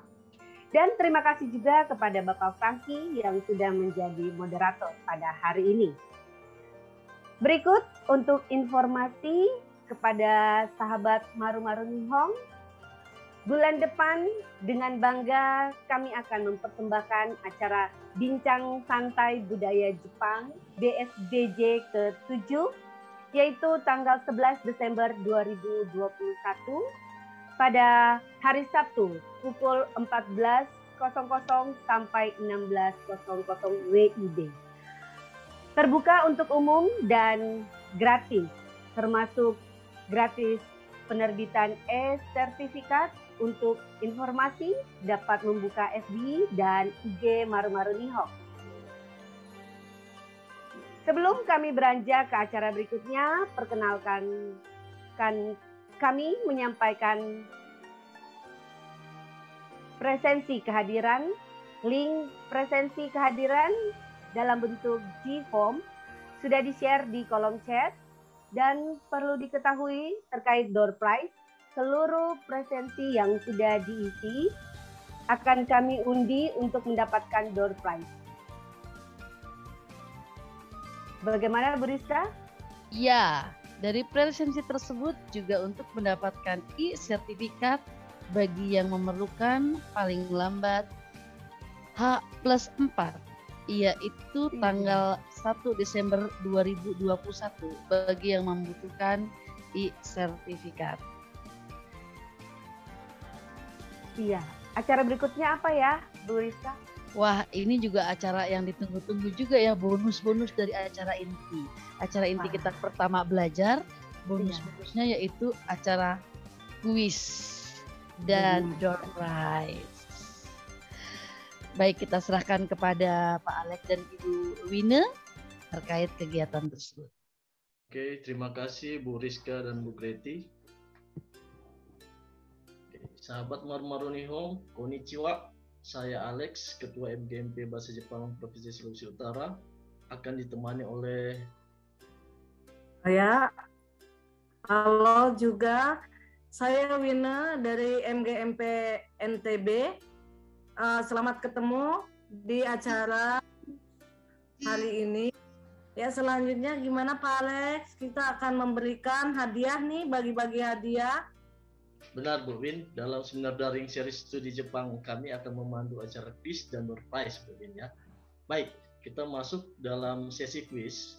Dalam sesi ini ada 2 pertanyaan yang akan kami berikan, dan setiap pertanyaan yang dijawab dengan cepat dan benar akan mendapatkan hadiah berupa buku, Bu Win. Ya, oke. Seperti itu. Ya, dan buku tersebut itu adalah sebagai persembahan dari Keisamble dan Gakusudo, kemudian juga dari Jibos ya. Benar, Bu Win. Oke. Jadi untuk peserta akan menjawab ya pertanyaan-pertanyaan pada kolom chat.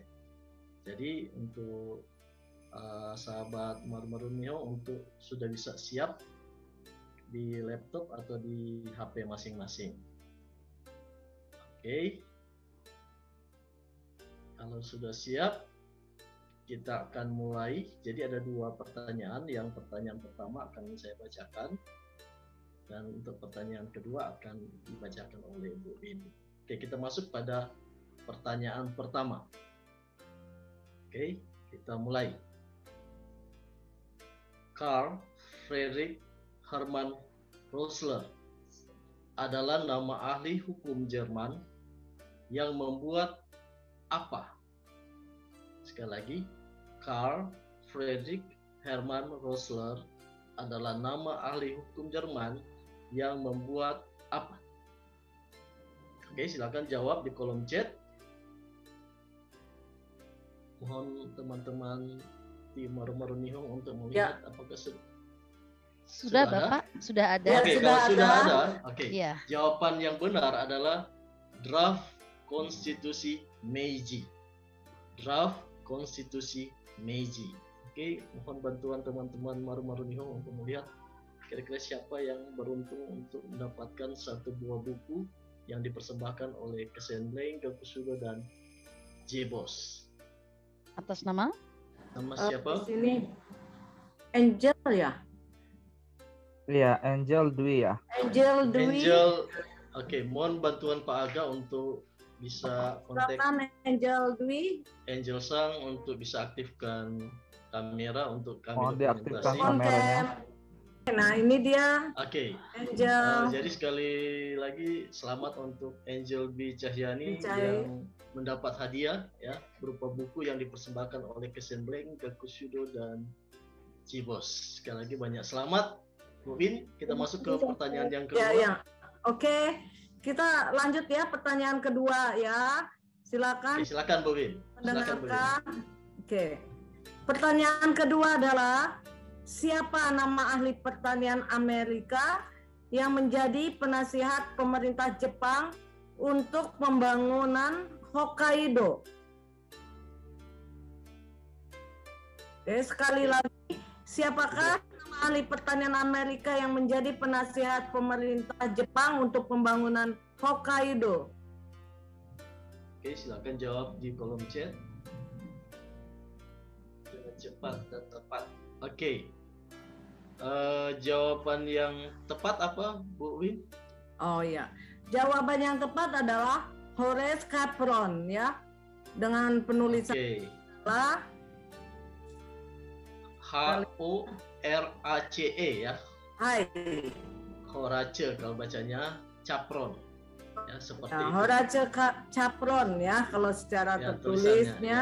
Yang paling tepat adalah Galaxy Anissa. Galaxy Anissa, silakan untuk on kamera. Ya, terima kasih Bu. Oke, sekali lagi banyak selamat untuk Galaxy Sang mendapatkan hadiah berupa buku yang dipersembahkan oleh Kesenbleng, selamat. dan Terima Jibos. kasih. Oke, banyak selamat. Oke, Pak Aga sudah didokumentasikan ini, Pak Aga? Ya, sudah Pak, aman. Oke, terima kasih. Jadi sekali lagi banyak selamat bagi kedua pemenang pada sesi quiz. Baik, kita akan masuk dalam sesi door prize. Dalam sesi ini, kami akan mengundi dengan mesin pengacak presensi yang sudah diisi oleh sahabat Maru-Maru Nihong, dan akan kita ambil 3 peserta yang beruntung yang akan mendapatkan apa, Bu Bin? Akan mendapatkan paket data ya.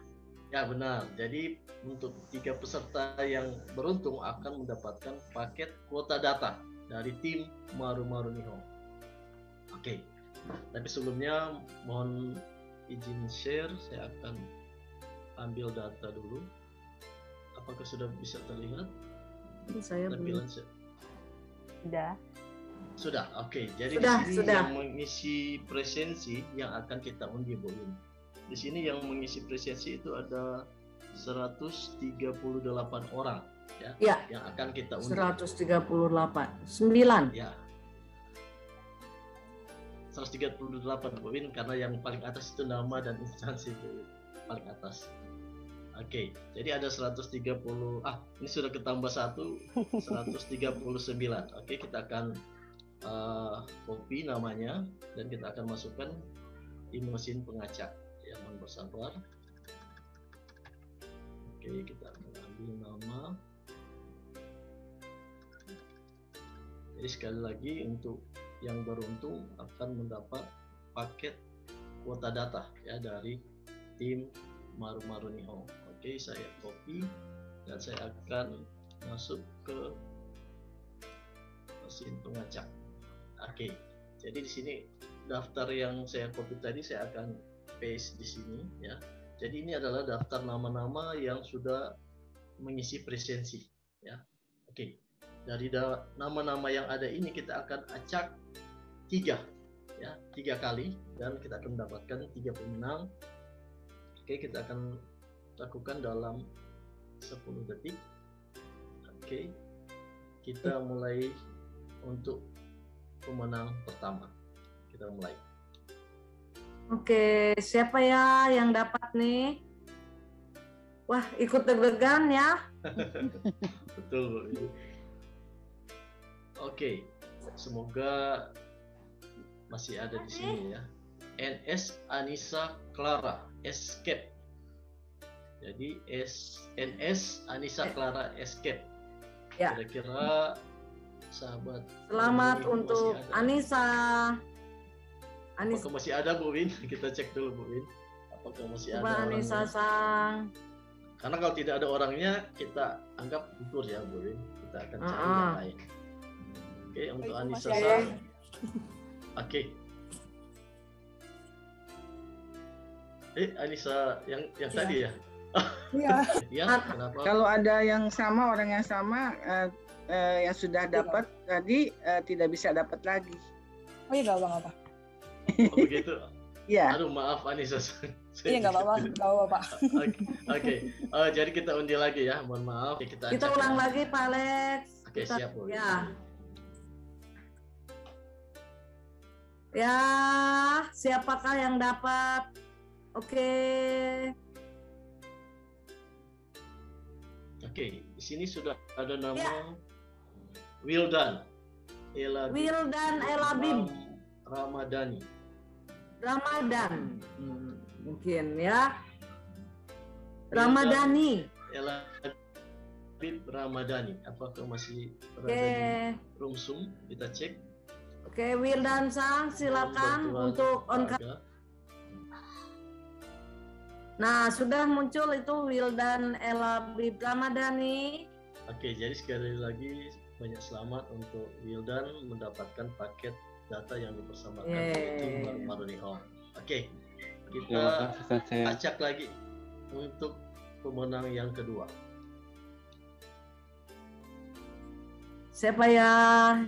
Siapakah nama yang akan muncul? Kita lihat. Oke. Siapa nih? Namanya? Dr. Diana M. Tengker M. Hum. Kayaknya ini dari Universitas Negeri Manado ini. Luar biasa.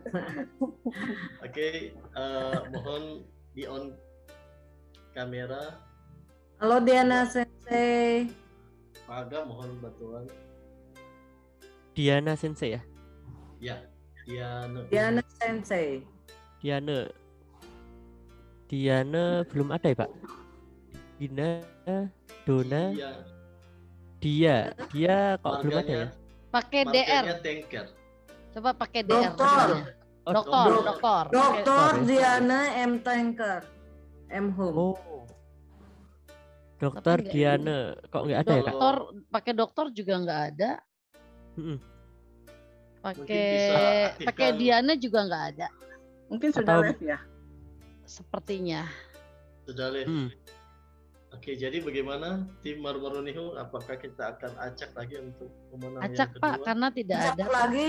Sepertinya acak lagi. Ya, Pak. Jadi mohon maaf. Jadi kita untuk yang kedua kita acak lagi ya. Kita mulai.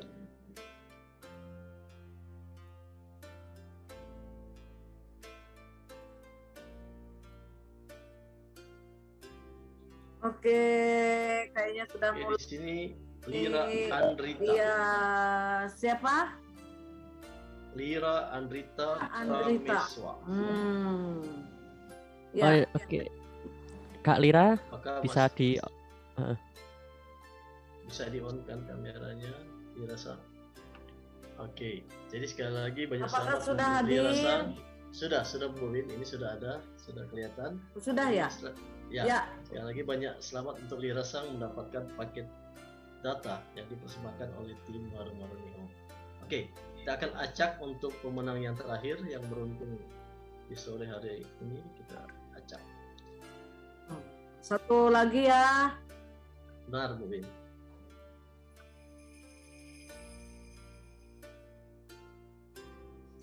Satu, dua, tiga. Wah, Ibu Tatiana. Beruntung. Dari Claudia. Ya. Dosen Universitas Samratulangi. Selamat Bu Tatiana. Tapi masih ada enggak Bu Tatiananya? Sepertinya kok belum ada, Pak. Bu Tatiana. Tatiana Stari. Claudia. Ya, Tatiana tidak ada. Sensei belum ada.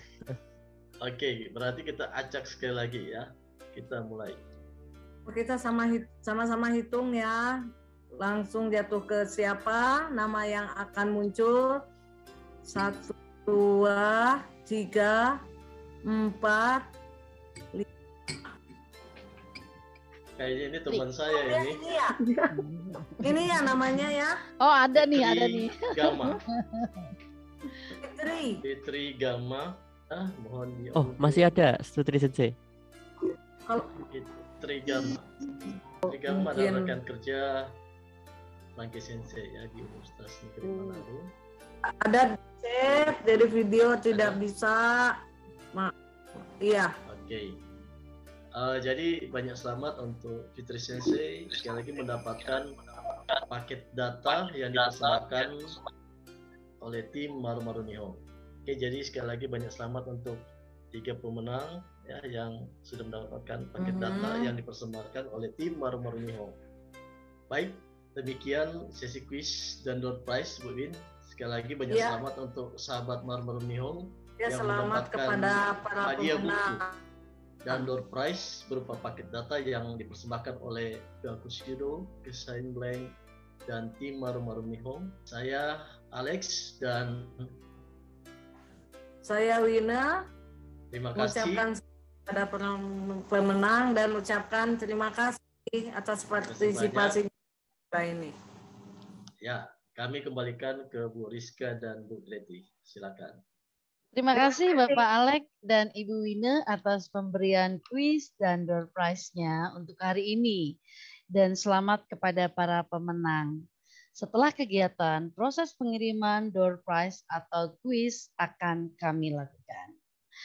Mengingatkan kembali perihal e-sertifikat, jika membutuhkan bisa menghubungi saya, Rizka, di nomor WA 0812 125 73443.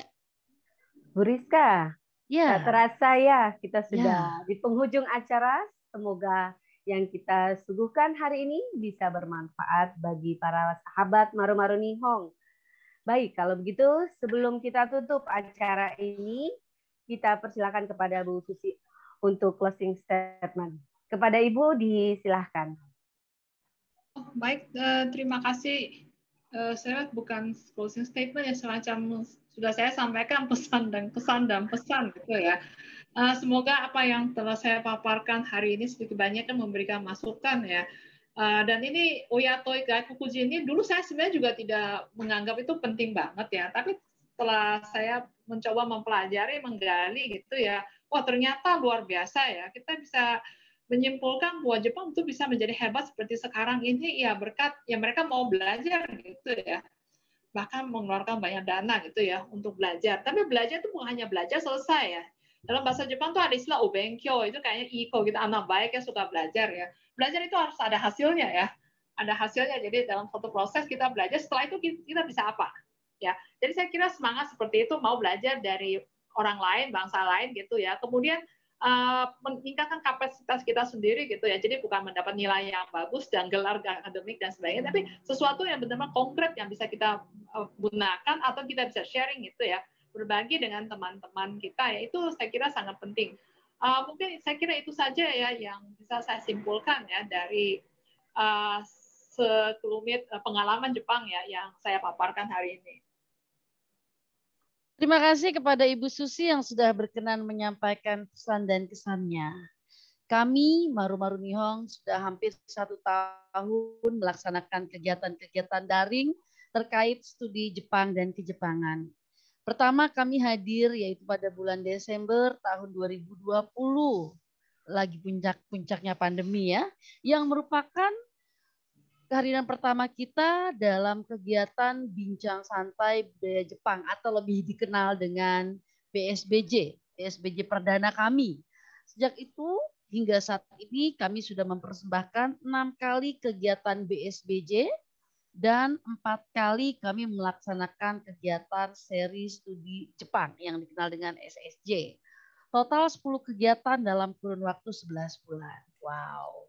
Dan bulan depan kami tepat 1 tahun. Kami menyelenggarakan kegiatan daring pada Anda semua. Kami senang sekali bisa berbagi dengan Anda. Dan bulan depan tepat 1 tahun keberadaan kami akan menyajikan BSBJ yang ke-7 dengan tema Sejak Kapan dan Mengapa Orang Jepang Memiliki Nama Keluarga. Rencana acara BSBJ ke-7 yaitu tanggal 11 Desember tahun 2021 hari Sabtu jam 14.00 sampai dengan 16.00 waktu Indonesia Barat. Terbuka untuk umum dan gratis, termasuk pula gratis penerbitan e-sertifikatnya. Untuk first anniversary acara BSBJ ke-7, pelaksanaan kegiatan BSBJ 7 juga didukung oleh Konsulat Jepang Makassar. Baik, sahabat Maru-Maru Nihong, perlu kami sampaikan bagi sahabat yang memerlukan buku bahasa Jepang atau buku kejepangan bisa menghubungi Jibos Online Store di nomor WA 0812 9112 5539 dengan Ibu Apin. Sekian dari kami tim Maru-Maru Nihong undur diri. Terima kasih. Mohon maaf apabila ada kesalahan. Sayonara. Sayonara.